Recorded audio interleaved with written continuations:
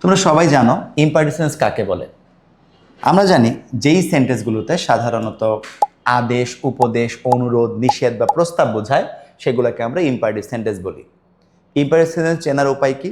Imperative sentence সাধারণত main verb দ্বারা শুরু হয়, অথবা ডোন্ট দ্বারা শুরু হয়, অথবা লেট, অথবা অলওয়েজ, অথবা নেভার, অথবা প্লিজ।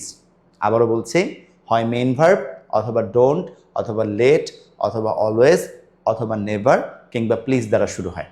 যদি সেন্টেন্সটা ইম্পারেটিভ হয় তাহলে ট্যাগ কোশ্চেন করার উপায় কি?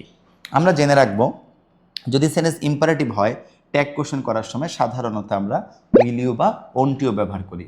ইম্পারেটিভ সেন্টেন্সে আমরা সাধারণত উইল ইউ বা ওন্ট ইউ ব্যবহার করব। খুব খেয়াল করে দেখো, উইল ইউ বা ওন্ট ইউ। আচ্ছা, যদি একটু মনোযোগ দিই, আমরা বোর্ডে কয়েকটা এক্সাম্পল লেখা আছে, এক্সাম্পলগুলোকে খেয়াল করতে হবে। প্রথম যে এক্সাম্পলটা দেওয়া আছে সেটা হচ্ছে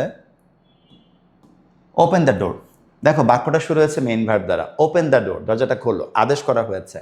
ট্যাগ কোশ্চেন হবে উইল ইউ অথবা ওন্ট ইউ। সেম একইভাবে please give me a glass of water, please আমাকে এক গ্লাস পানি দাও। উইল ইউ, তুমি কি দিবে পানি? সেম একইভাবে ডোন্ট মেক এ নয়েজ, এই সেন্টেন্সটা ডোন্ট দ্বারা শুরু হয়েছে, ফলে এটা imperative. Don't make a noise will you. আসলে ইম্পারেটিভ করার সময় যদি আমরা উইল ইউ লিখি সেটাই বরং সেফ। ওন্ট ইউ সবসময় লেখা যাবে না। কেন যাবে না?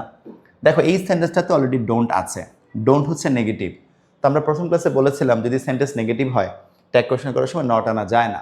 যদি আমরা ওন্ট লিখি অর্থাৎ উইলের সাথে যদি আমরা নট ব্যবহার করি তখন তো সেটা নেগেটিভ হয়ে যাচ্ছে। ফলে ট্যাগ কোশ্চেন করার সময় আমরা চেষ্টা করব ইম্পারেটিভ সেন্টেন্সে উইল ইউ দিতে। উইল ইউ যদি আমরা লিখি অ্যান্সার ভুল হওয়ার চান্স কমে যাবে। Please give me a glass of water, এই সেন্টেন্সটা প্লিজ দ্বারা শুরু হয়েছে। প্লিজ হচ্ছে অনুরোধ। আমরা জানি কোনো সেন্টেন্স প্লিজ দ্বারা শুরু হলে সেটা ইম্পারেটিভ হয়, অ্যান্সারে আমরা লিখেছি উইল ইউ। তাহলে খেয়াল রাখতে হবে, যদি সেন্টেন্স ইম্পারেটিভ হয় ট্যাগ কোশ্চেন করার সময় আমরা উইল ইউ লিখব, চাইলে ওন্ট ইউ লেখা যেতে পারে।